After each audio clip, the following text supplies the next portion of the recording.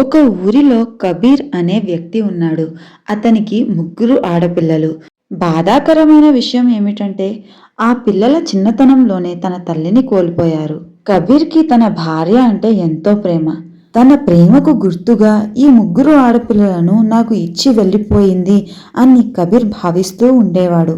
అందుకనే వాళ్ళను చాలా బాగా చూసుకునేవాడు. కబీర్కి పిల్లలంటే పంచప్రాణాలు. తన వృత్తిరీత్యా పిల్లలకు దూరంగా ఉండేవాడు. 4-5 రోజులకు ఒకసారి వస్తూ ఉండేవాడు. కానీ చూస్తూ చూస్తూనే పిల్లలు చాలా పెద్దవాళ్ళు అయిపోయి ఉంటారు. పిల్లలు తన తండ్రికి వాళ్ళ చేతులతోనే వడ్డిస్తూ ఉంటే కబీర్ ఇలా అనుకుంటాడు, నా పిల్లలు ఎంత పెద్దవారు అయిపోయారో అని. అయితే అదే ఊరిలో శీతల్ అనే మహిళ ఉండేది. తనకి ఒక ఆడపిల్ల. శీతల్ చాలా కుళ్ళు కుతంత్రాలతో కూడిన మహిళ. తను ప్రతిరోజు కబీర్ వారి ఇంటికి వెళ్ళి వారి ఇంటి నుండి బొగ్గులు తీసుకువచ్చేది. అయితే ఆ బొగ్గులు ఎందుకు తీసుకువచ్చేదో ఎవరికీ అర్థమయ్యేది కాదు. కబీర్ యొక్క చిన్న కూతురికి శీతల్ అంటే అస్సలు నచ్చేది కాదు.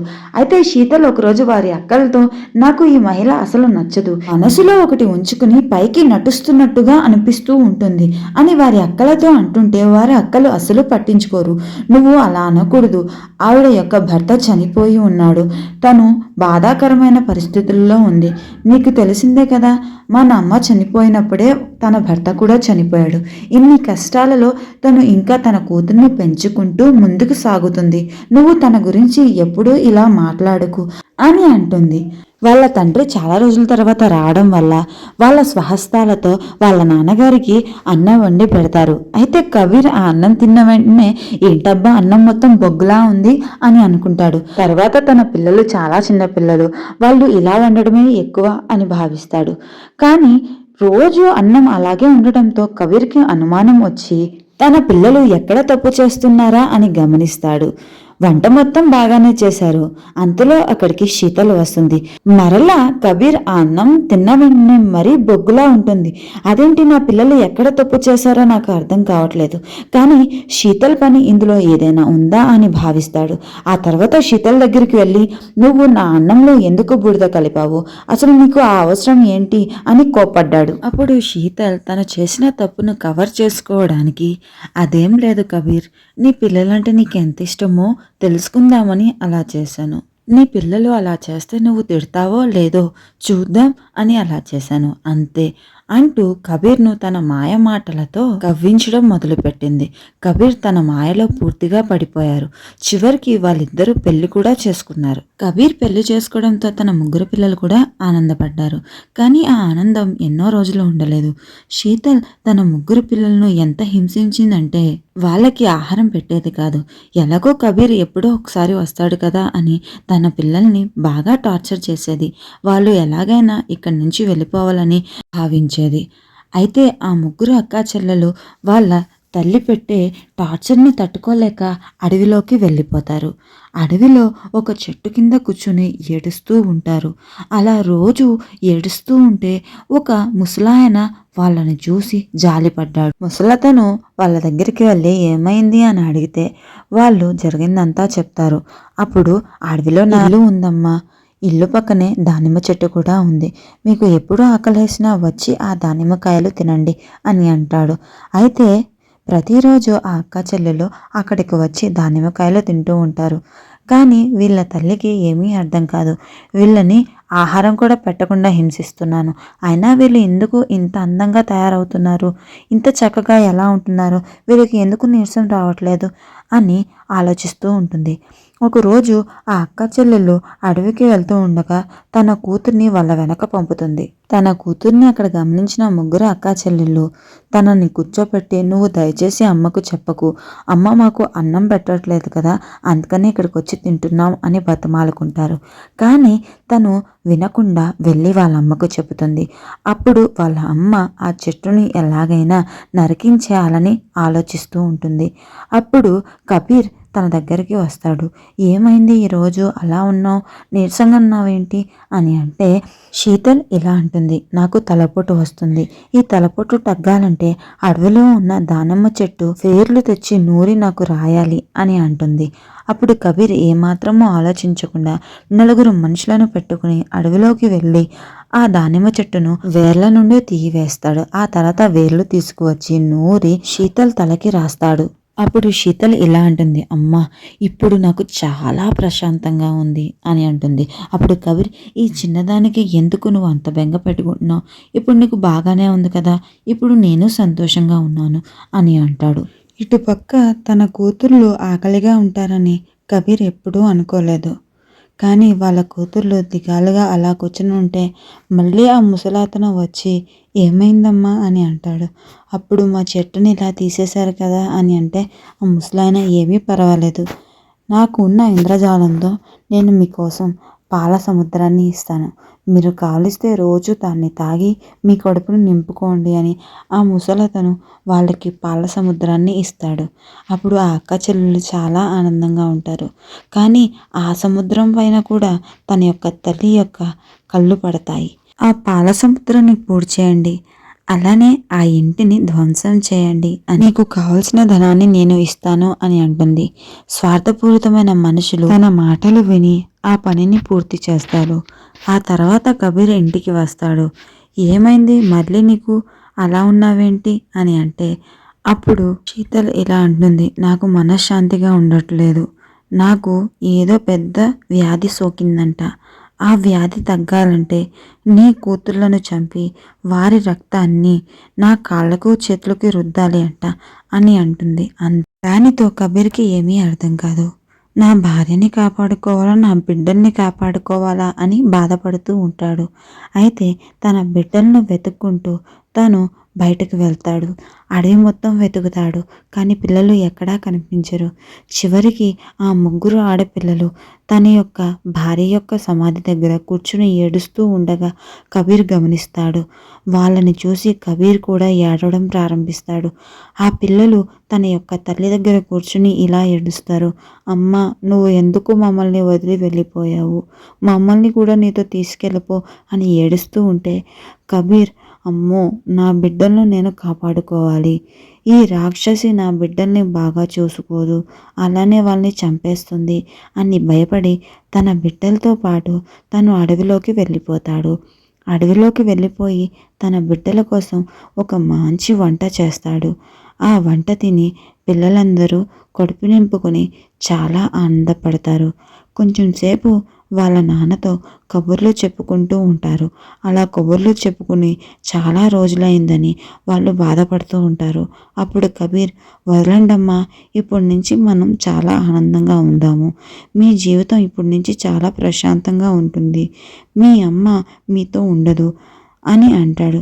దాంతో పిల్లలు చాలా ఆనందపడతారు. వాళ్ళు ఒక చెట్టు కింద పడుకొని ఉంటారు. వాళ్ళు లేచేసరికి వాళ్ళ తండ్రి కనిపించడు. అయితే ఆ ఆడపిల్లలు ముగ్గురు చాలా ఏడుస్తూ ఉంటారు. అందులోనూ అడవి అవ్వడం వల్ల చాలా జంతువులు అరుస్తూ ఉండడంతో ఇంకా భయపడిపోతారు.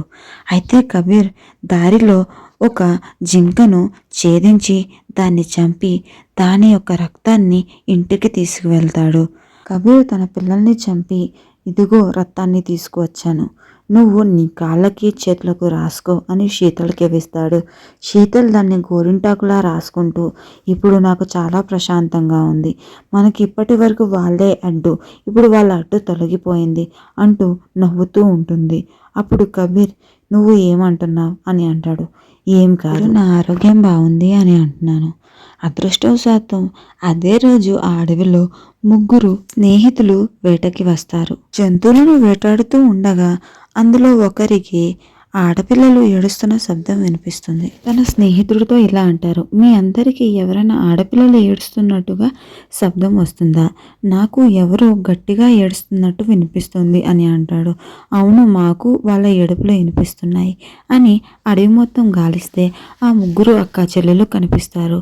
తర్వాత ఆ ముగ్గురు అక్కాచెల్లెలకు ఏమైంది అని అడిగితే అప్పుడు వాళ్ళు జరిగినదంతా చెప్తారు. అప్పుడు ఆ ముగ్గురు స్నేహితులు వాళ్ళపై జాలిపడి వాళ్ళను వివాహం చేసుకుంటారు. ఆ ముగ్గురు స్నేహితులు కూడా అనాథలు అవ్వడంతో ముగ్గురు ఒకే చోట ఇళ్లను ఏర్పాటు చేసుకున్నారు. ఆ ముగ్గురు 3 కుటుంబాలతో చాలా సంతోషంగా ఉంటారు. పెళ్లి అయిన సంవత్సరానికి జైన్, దియాకి పన్నంటి మగబిడ్డ పుడతాడు. దాంతో వాళ్ళ ఆనందానికి అవధులే ఉండవు. వాళ్ళు పడిన కష్టాలన్నీ తొలగిపోయాయి. ఇప్పుడు మేమంతా చాలా సంతోషంగా ఉన్నాము అని భావిస్తూ ఉంటారు. అయితే ఒకసారి జైన్కి చాలా రోజులు అయింది వేటకు వెళ్దామా అని తన స్నేహితులని అడగగా వాళ్ళకి పని ఉంది, నువ్వు వెళ్ళు కావలిస్తే అని అంటారు. అప్పుడు జైన్ ఒక్కడే తన యొక్క భార్య అనుమతి తీసుకుని అడవికి వెళ్తాడు. అయితే జైన్ చాలా రోజులకి ఇంటికి రాడు. రియా యొక్క బాధను చూడలేక తన స్నేహితుడిని వెతకడానికి మిగిలిన ఇద్దరు కూడా అడవి పట్టుకుని వెళ్తాడు. కానీ ఆ ఇద్దరు కూడా మరలా తిరిగి రారు.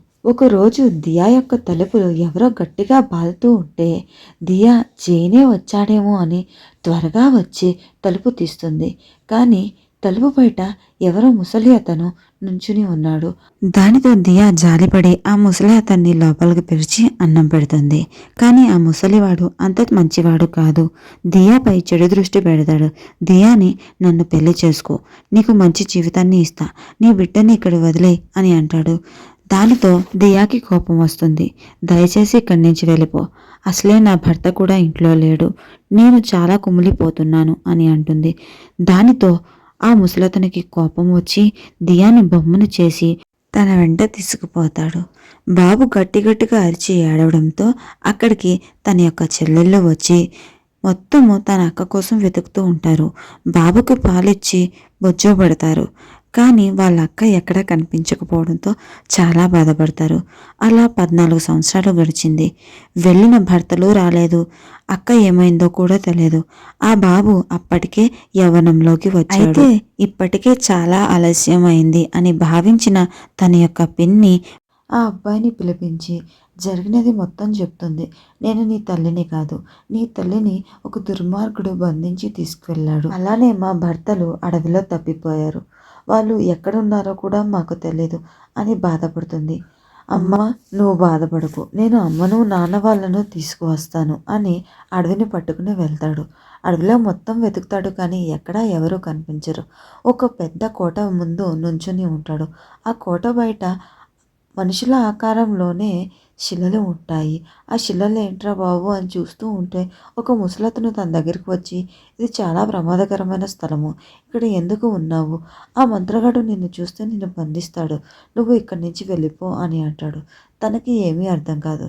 ఎవరా మంత్రగాడు, వాడు ఏం చేస్తాడు అని అంటే వాడు ఇలా మనుషులను శిలలుగా మార్చేస్తాడు, చాలామందిని అలాగే మార్చేస్తాడు. అంటే మీరు నాకు సహాయం చేయండి, వాడు మా అమ్మ నాన్నను కూడా అలాగే మార్చేసి ఉంటాడు అని అంటాడు. దయచేసి నాకు సహాయం చేయండి అని ఆ ముసలతన్ని బ్రతిమాలుకుంటాడు. అప్పుడు ఆ ముసలి అతను అవును, ఆ అమ్మాయిని తను వివాహం చేసుకుందాము అని అనుకుంటున్నాడు. నువ్వు అతని యొక్క నమ్మకాన్ని పొందగలిగితే నువ్వు నీ తల్లి దాకా చేరుకోగలవు అని అంటాడు. అయితే ఏం చేద్దాము అంటే నేను నిన్ను నా మనవడిగా అందరికీ పరిచయం చేస్తాను అని అంటాడు. అప్పుడు ఈ విషయం తెలుసుకున్న ఆ మంత్రగాడు ముసలివాడి దగ్గరికి వస్తాడు. ఎవరు వీడు, కొత్తగా కనిపిస్తున్నాడు అని అంటే వీడు నా మనవడు, ప్రక్క ఊరు నుంచి వచ్చాడు, ఇకపై నా దగ్గరే ఉంటాడు అని అంటాడు. దానితో సరే అంటాడు. అప్పుడు ఈ అబ్బాయి ఆ మంత్రగాడి యొక్క నమ్మకాన్ని పొందడానికి ఆ మంత్రగాడి వెనకే తిరుగుతూ ఉంటాడు. అతను ఏం చెప్తే అది చేస్తూ ఉంటాడు. తన తల్లిని కలుద్దామని చాలా ప్రయత్నాలు చేస్తాడు కానీ కుదరదు. ఎందుకంటే తన తల్లి దగ్గర ఎప్పుడు ఒక వ్యక్తి ఉంటూ ఉండేవాడు తనకి కాపలాగా. అయితే ఆ అబ్బాయికి ఎప్పుడూ తన తల్లిని కలవడం కుదిరేది కాదు. ప్రతిరోజు తన తల్లి కోసం పువ్వులను తీసుకువెళ్ళేవాడు. తన అమ్మకు గుర్తుగా తన దగ్గర ఒక ఉంగరం ఉంటుంది. ఆ ఉంగరాన్ని చూపిస్తే తన తల్లి గుర్తిస్తుందని నమ్ముతాడు. అయితే ఒకరోజు తన తల్లి దగ్గర కాపలా ఉండే ఆ మహిళ లేకపోవడంతో తన తల్లిని కలవడానికి పూల గుత్తితో వెళ్తాడు. పువ్వులను తన తల్లి పాదాల దగ్గర పెడతాడు. అప్పుడు ఆ పూలను చూసి ఆ పూల మధ్య ఉన్న ఉంగరాన్ని గుర్తుపడుతుంది. దాంతో తన బిడ్డను కౌగిలించుకుని, "నువ్వు నా బిడ్డవా, ఇంత పెద్దవాడివి అయిపోయావా" అని ఏడుస్తుంది. ఆ తర్వాత జరిగినదంతా చెబుతుంది. అలానే ఆ మంత్రగాని యొక్క ప్రాణము అడవిలో ఉన్న ఒక చెట్టు పైన ఉన్న చిలుకలా ఉంది అంట అని అంది.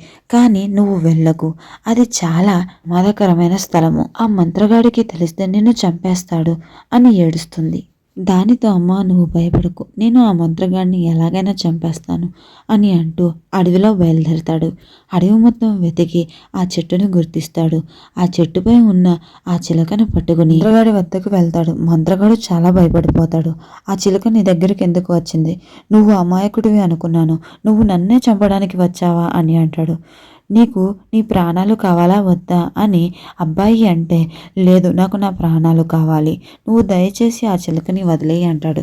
దాంతో అబ్బాయి, నువ్వు ముందు శిలలుగా చేసిన వాళ్ళందరినీ విడిపించు, నా తల్లిని నాకు ఇచ్చేయి, తర్వాత నేను నీ చిలుకను నీకు ఇచ్చేస్తాను అని అంటాడు.